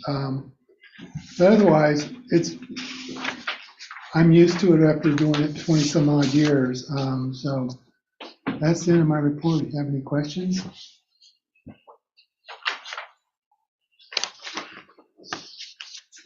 No. Well, thank you very much. Appreciate the opportunity and look forward to talking to you more next time. Thank you. Chris, you want to do your stuff? I see it's in writing here. Yeah, I'm going to actually defer to some of my department heads that are here. Appreciate them being here tonight with us. But just a comment, we're going to make every effort to have this in the council packet going for each month before the council meeting. I know that sometimes we have agenda items that go a little bit long and it's been difficult to get to staff reports. So we'll be providing this kind of this bulleted outline. Again, it's not intended to be fully comprehensive, but we'll provide you, some level update from each of the different departments. So with that, the admin planning, I've asked Chelsea to take the first couple of these, and we'll just kind of go through them quickly. And this is really more about you having the opportunity to ask any questions of us than us going through it. We'll take a little bit more time tonight. Again, just recognize you just got this tonight. Maybe haven't had a chance to read through it all the way. So Chelsea, you want to hit this first couple? I just come up here so get on the audio. The first item that you'll see on here is the bus service expansion. We did request to Benton County to fund a couple projects. One is expanding service. So you'll see on there that some service that we don't currently have, they're going to be expanding those service hours and runs. The second, which I'm not sure that it made it on the list, is the addition of 2 bus stops, one at 9th and Main and one at 12th and Main. So that would fund any amenities that are needed for those bus stops as well, and to fund the additional stops for the route. I have a question on that. So is there going to be a stop at 13th and Main and 12th and Main? Is that currently? Because there's a stop right now right in front of the Plymouth Market there on 13th right. and Main, and you're saying 12th and Main, which is in front of the block away. It's 12th and Applegate, I think. 12th and Applegate. Okay, yeah, that was just probably. All right. That makes. But thank more you, that sense. does make more sense. That was a lot of stuff. It'll be where there's What is it, the existing stops, we're Marcus just adding the 12th? shelter, the bus Yeah, That's where the shelter. fire or station and Market the is the 14, museum is isn't it? in Napa, or used to be Napa, now is Access is, Oh, and then the church and the Right, museum right, are right right. there. I think we talked about that, the art yeah, committee okay. is adding some of the shelters. for Yeah. the- We have money in this Yeah. budget cycle to do upgrades And to some some of the shelters. existing shelters as well. So this will be in addition to what we're taking on, some, hopefully between now and June, some work that we're hoping to get done with bus shelters. This will be additional funds for future years. And I had just another quick question about, is Saturday service still on hold because of staffing? And if so, do we know when that might come back? So that's Or- part of this is to add the Okay. Saturday. Well, just because it Right. currently said that it currently runs 3 times on Saturday, but I thought that was suspended I right think now. it was because of- temporarily suspended just for staffing. Yeah, But I just- don't think they've do we- removed it, they just, Okay. it's a temporary. I just wonder, like, do we have any updates from CTS on the staffing, Um, like when that might come back? I'm not sure what our last email. Don't quote me. I correspondence think they said they thought they'd have full service by, do you remember the email? said. No, I'm not gonna, I don't have that answer. I do get emails from, what's his name, Tim, Mhm. about staffing shortages, and they're shutting down bus lines, so I don't know if we're gonna be coming back with Saturdays anytime soon, anything Okay. more. So, You know, they're working on it. And then are we They're still, still working on it, they still Mhm. have staffing issues. are we still paying for Saturdays then, even though they're not happening? We're currently not, are we still being covered, Chris, for the, yeah, I think it's all being covered Okay, currently, so we're not, okay. we're not paying for that. Councilor Clayton?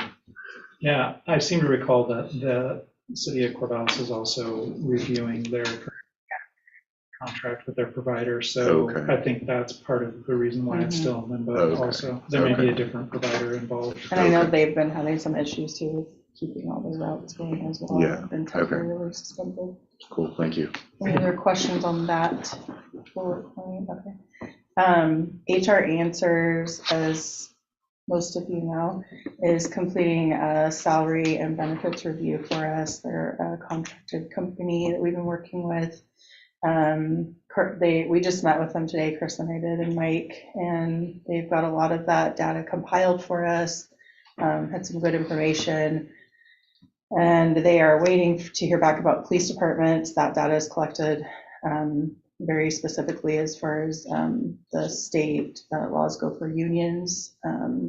And so they're waiting to hear back from some cities. We're going to try to assist and reach out and see if we can get those cities to respond. Everyone's really busy in the holidays. It's hard to get responses from people. We are still scheduled to have them report to us in February, so that that will assist us with preparing for discussions with both of our unions, as our union negotiations are about to open in February, March. Any questions about that? Okay, and then conditional use public hearing for the Paul J. Cochran Veterans Memorial Park is scheduled for this month. It's a type 3 land use application. So just be meeting with the planning commission to talk about that project. I know it's been to the council already for some work on that. So this is just to change the use of the property so that we can build the park.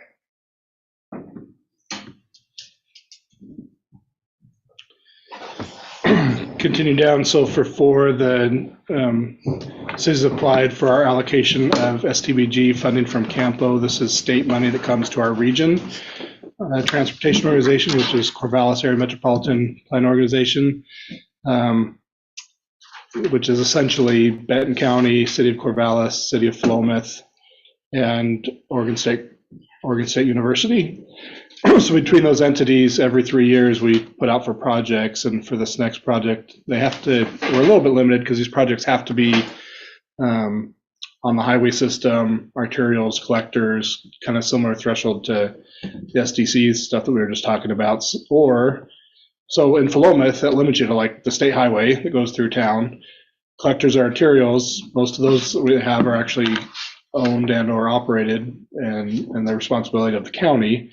So we can support projects that the county is doing, but for city projects, it's difficult the caveat being we can use these monies for pedestrian and bicycle type improvements. And so in this case, we've asked for $257,000, $600 for the sidewalk improvement portion of the 16th Street improvement project that'll take place. So wanted to help get some funding for that project on South 16th Street in front of the elementary school to connect over to 17th Street.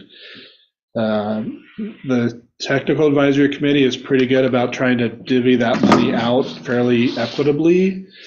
And so I don't think our ask is huge. I do think it's in line with kind of an equitable distribution there.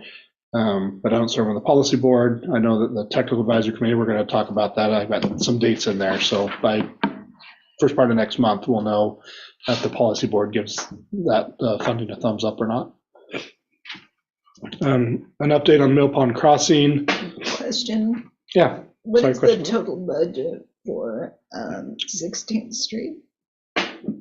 We're working on an updated budget now. The last time that I saw numbers for 16th, it was 1.2 million, but those are pre-crazy price increase numbers. So I don't know. The engineers are currently working on that project, so I'll know more soon. Thank you. Yeah. It's going to be more than 1.2 million. Yeah.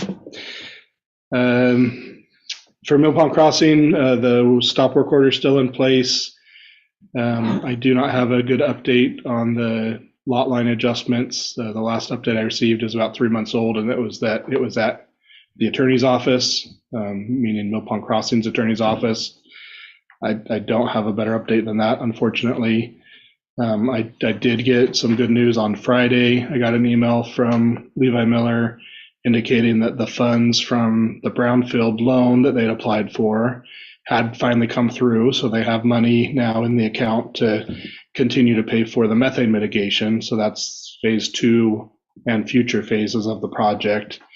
That money has been on hold, and they've been trying to get that process for several months now, 6 months plus now. So there's at least some funding for the methane mitigation portion of it.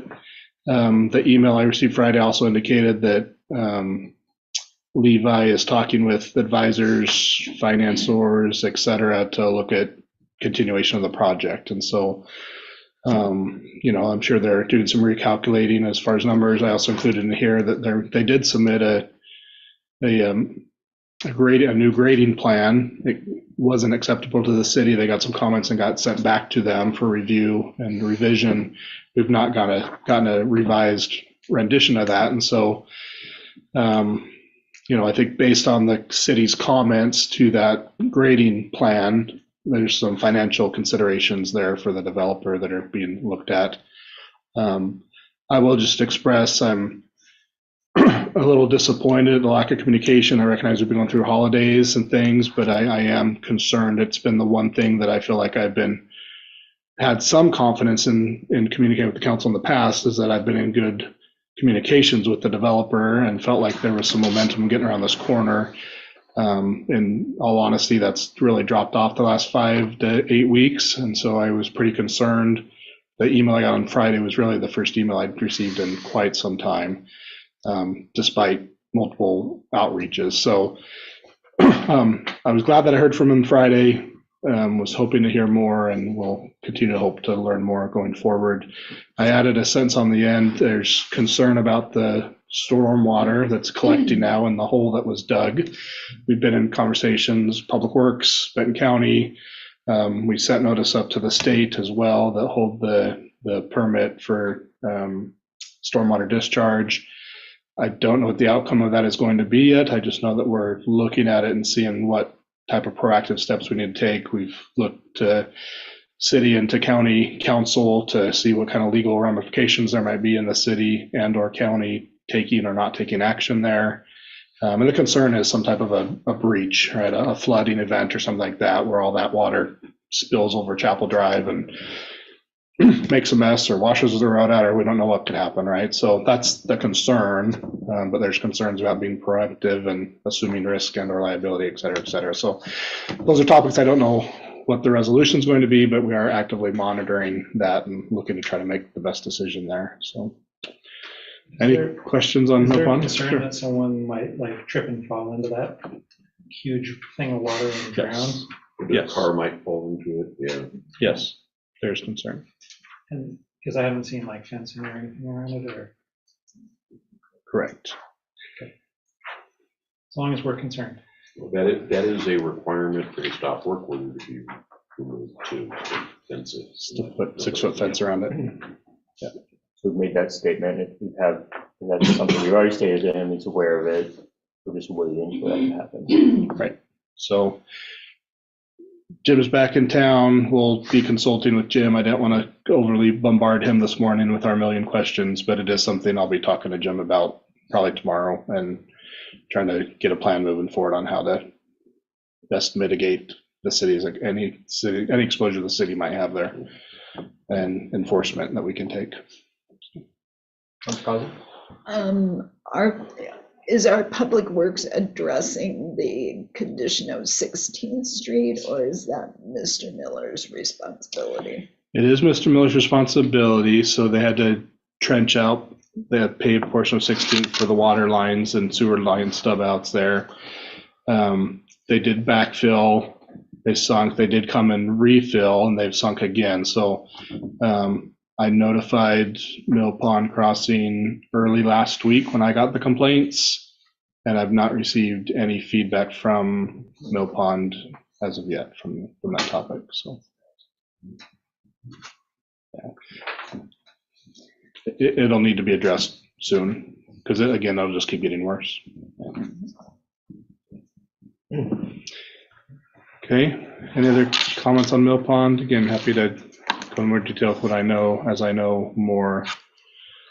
The last thing I put on here, just an FYI more than anything, I know the county and the Community Services Consortium is anxiously looking for additional volunteers to do the point in time count. This is for those that are in the community that are homeless or experiencing homelessness. We try to get a good count. There's a lot of reasons and benefits for doing that, but if you're interested in it all and helping out with that, the count date is actually January 25th, so you need to be available that day for sure.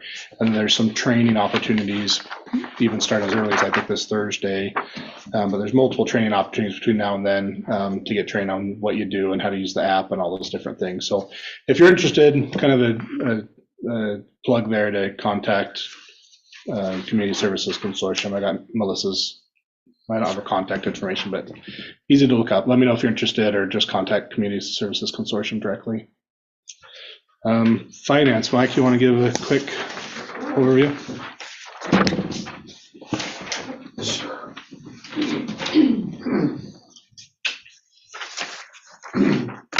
Well, we talked about the audit. That was my number one.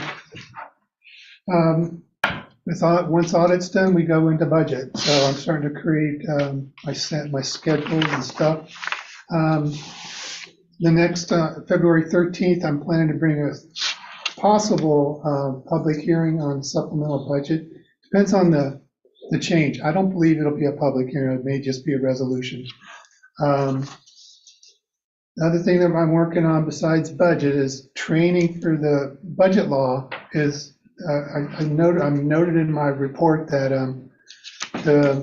they would come out with their item, I think January 16th. They came a week early. I believe Ruth gave you guys, there's one that's labeled local budget law. They have two types of training. They have in person and they have online. They give you links on that sheet where you go to sign up for it.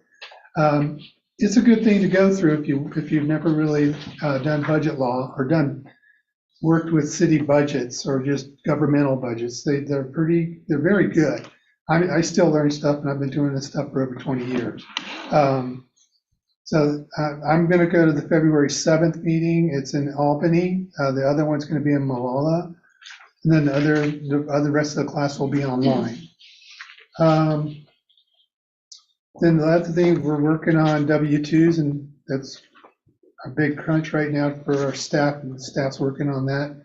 and the 1099. So that's what finance is, nothing like public works, police, we're administrative. So we don't have anything exciting, but we like what we're doing. Yeah, anyway, any questions?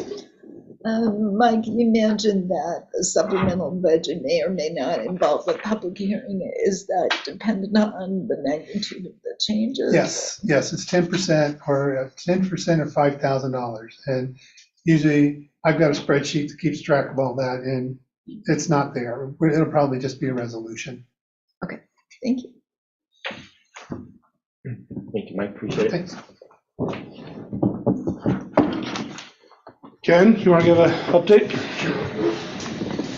This is next to my new budget. I mean, my new Yes. board member.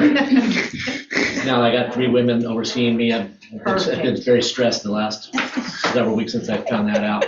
No, I'm kidding. Quick updates. We've hired 3 individuals, as my current board, my current committee knows. This last year was untimed. It was a difficult year for us for a lot of reasons. We had 2 retirements, 4 surgeries for guys this year that we were basically, Dave and I just looked at the actual patrol hours were like 49% for the whole year. I mean, we basically fielded 49% staff all year because of serious surgeries. Like Mark had intestinal surgery. We had 2 guys out for over 4 months with knee surgeries and 1 guy out for 4 months with neck surgery, plus the 2 retirements on top of it. So when we hired this year, we had vacancies. Unfortunately, we were right smack in the middle of 3 bad events. Corvallis PD hiring, I think 13 people, Benton County hiring, I think 12, and Oregon State Police hired 120 something lateral transfers this year. Bad thing about all 3 of those, as we talked about on the committee, is Benton County pays 19% more than we do.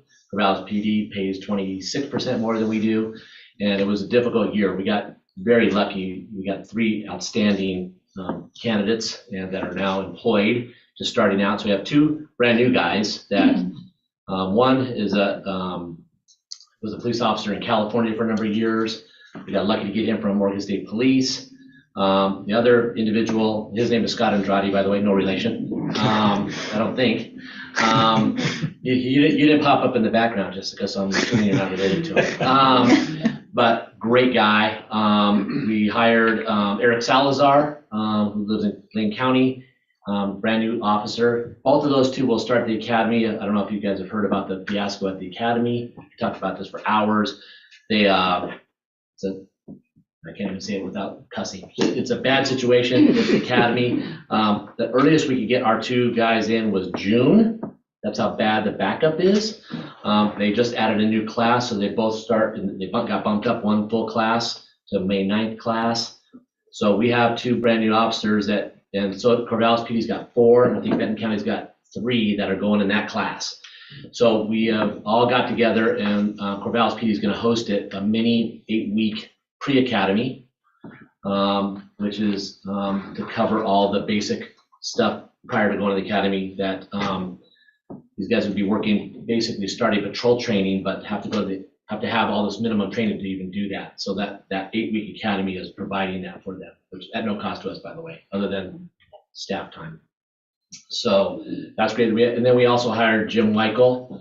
I don't know if you saw it in the newsletter, Jim. Yeah, great guy. He's wanted to come work here, but we didn't have vacancies for a number of years. We stole him away when he retired to replace basically Mark. He's one of those longtime Benton County guys. Just fantastic luck that he was looking for another year or 2 employment. So we've got him on. Bad thing is, I'll just tell you right now, because of that, even though we've hired the people, they're not trained. So they don't fill car vacancies. They're just employees. So we're down to 4 officers until probably end of September. But they still won't fill vacancies because they'll be on training until about this time next year. So we're going to be two cars short. When I say cars, that's how I think of cars, availability of shifts. 2 cars short that whole time. And then Brandon Thurman just had knee surgery and he's got 6 more weeks to go. So in January and February, we're going to be down to 3 guys to work 4 12-hour shifts for that time. So plus Blake, I forgot the last one, Blake's Blake's wife had a baby, and he's taking 2 months off for maternity leave at the end of this month. I have an issue new policy, no more amateur WWE at break time at the police department. No more wrestling, no more I will say all hands-on. of those injuries did not occur on duty, not a single one, thank God. But it's just life. I mean, it's just knee injuries and neck injuries and intestinal stuff. So I guess I could take the blame for it. So it's gonna be, so the county has agreed to fill shifts for us. They owe us years worth of shift filling that they, as many of you know, a couple years ago, went without 24-hour shifts for what, 2 years, 2.5 years that we backfilled shifts for them for a long time out west.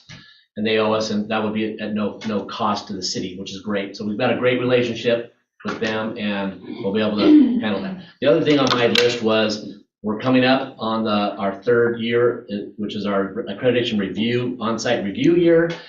I've briefed Lehman was also on the committee, briefed them about what we do to get accreditation. And so this whole last year has been the electronic part of it, is entering data into the electronic database with all of our proofs of our standards. And our on-site review will take place sometime at the end of this month or the first part of February. I haven't been given the date yet. We better pass. As many of you guys know, I'm the board chair for the State Accreditation Alliance for the second year. So if we don't pass, it's gonna be really embarrassing. One good thing about that, which is great, our accreditation board, which I've been the chair of now, is expanded and then we recommended to the legislature that it be mandated that police agencies, and it passed this last legislative body, which is, in my mind, as the chair, fantastic news that other police agencies will be forced to be accredited, which is, I think, great. We've voluntarily done it for 12 years, and we're one of the leaders, I'll brag this one up, in the state, especially for small agencies. Agencies under 20 officers. I'm also the chair of the small agency committee in the police and sheriff's associations, and that's been a huge push because it's a huge benefit to be accredited as a small agency for many different reasons. I could tell you about in some other meetings, but Alaska has just reached out to us and are now joining the Oregon Accreditation Alliance. So we're adding, I think, 7 agencies from Alaska, and I think there's 5 more that are interested in joining. Now it's going to be called the Northwest Accreditation Alliance, which is great. It's just really excellent that we have that many agencies that are participating in improving and professionalizing our profession. So that's really exciting. So we'll see what happens with our review. I've already been approved our electronic entries, which are 250 standards, and many police reports to prove each one of those standards that we meet accreditation standards. I've already been approved, the electronic piece, which that's 99%. Then the on-site is just interviews and a tour. So my fingers crossed that we'll pass that, and when we do, I'll get you guys the report. So I look forward to meeting with the new committee. I want cookies and other things. If you want me to keep coming to the meetings, you got to bring stuff. You don't get information for free. Yes, ma'am. 2 questions for you.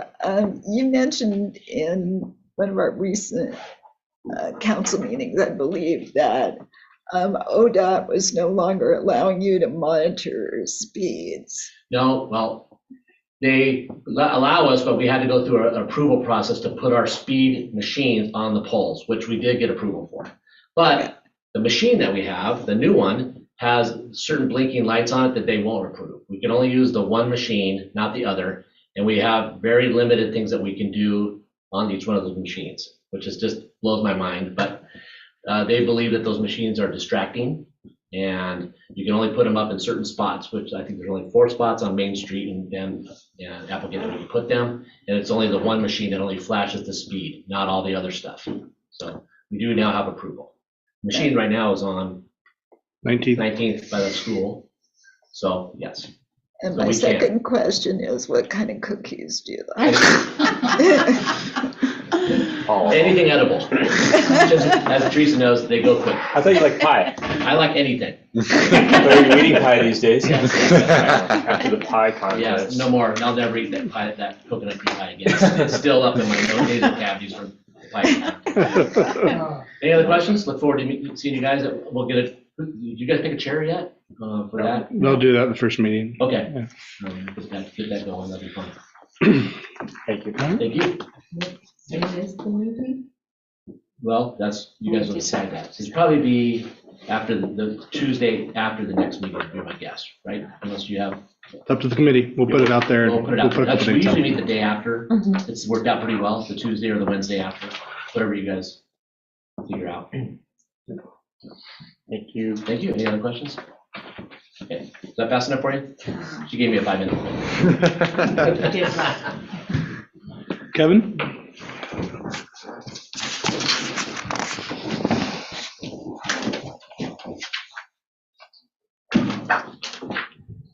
Everybody hear me okay with the mask on? Chris makes me wear it in public, so. Want to make sure we can hear. Better than the paper bag you used to make me wear. It's true. I've gotten less restrictive.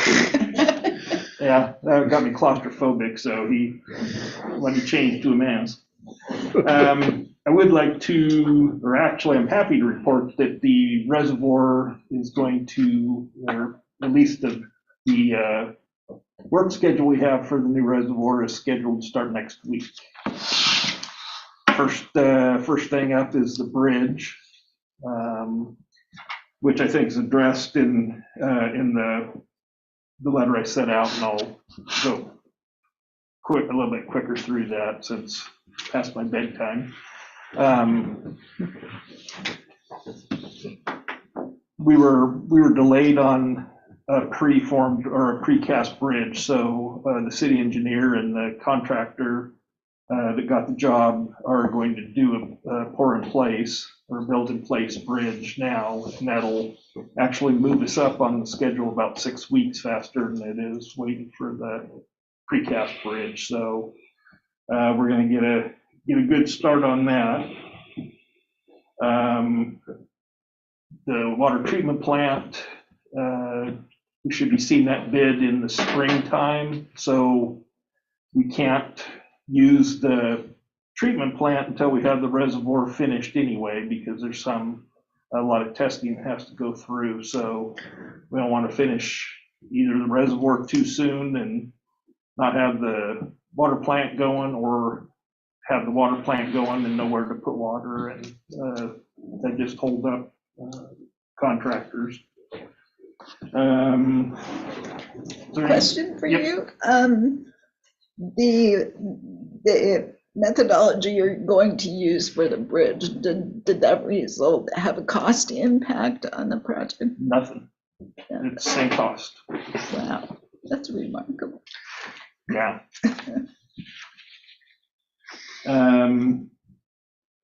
Or the city engineer is also working on the stormwater master plan. We should have drafts out by late spring to go through. That hasn't been updated in Too long.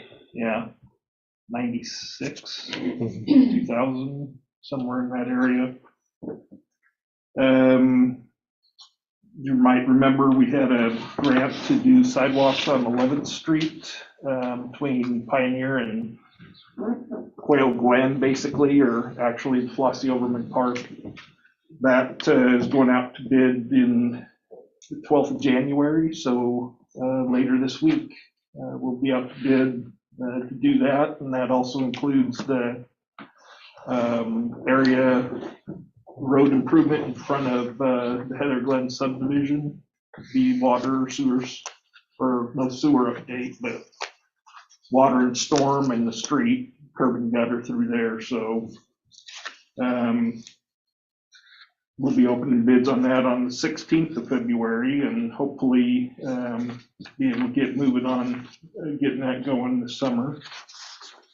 And I think Chris already talked about the South 16th Street pre-design, so. And then just basic work, we're starting sewer manhole inspections right now, and sewer line TV-ing, and still working on the park, getting the restroom buttoned up. I have a question about the Heather Glen. You had said that it included the road improvements in front of the development there. Is that, are we partnering with them to have that covered? So I understand that we collected the bond from Dowd, or the developer. We're getting an agreement in place with them for them to do that work within the next year. I thought we'd follow up last week and need to get back to there. We've had a little trouble just coordinating just with schedules and being out of the country, and not us, the developer, the owner. But the intent is we've got a verbal agreement to move forward. We're getting a signed agreement. We presented a signed agreement. They're getting the signature on that. We'll have a time frame. It's a 1-year time frame, and the intent is for him to either have his own contractor do the project at the same time the city's doing it, or to use the city's contractor and do it on his own. But the agreement is just he's got to have it done within that 12-month time frame. So if he partners with us, great. If he partners with us, that's great. If he does it on his own, that's acceptable as well. Financially, he'll be responsible for that portion of it. To clarify, is it 12 months from when the initial discussion happened, or 12 months from whenever this new agreement, written agreement? When the agreement's like put in place, but it tend to happen this summer. I mean, he's got to do it during construction season. So. And the city park restroom, do we have an estimate on when that would be functional? We've got some more concrete to pour and asphalt put down, so it will probably be closer to spring. Thank you. It's got to stop raining and freezing and thawing and freezing and raining and thawing. So we got a little ways to go. So June then? Yeah. Thank you very much. I appreciate you being here. Thank you.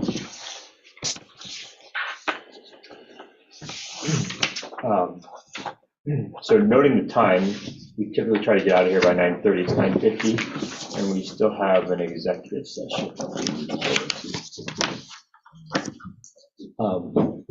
Should we go ahead and move into executive session then? Yeah.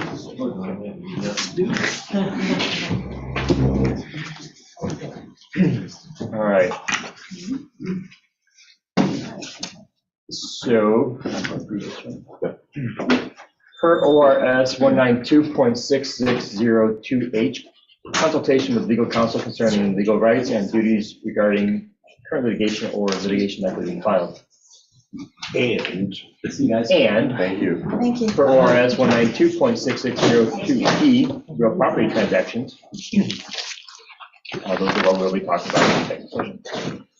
And the flow of the city council will now meet in executive session for the purpose of consultation with legal counsel concerning legal rights and duties regarding current litigation or litigation likely to be filed and real property transactions.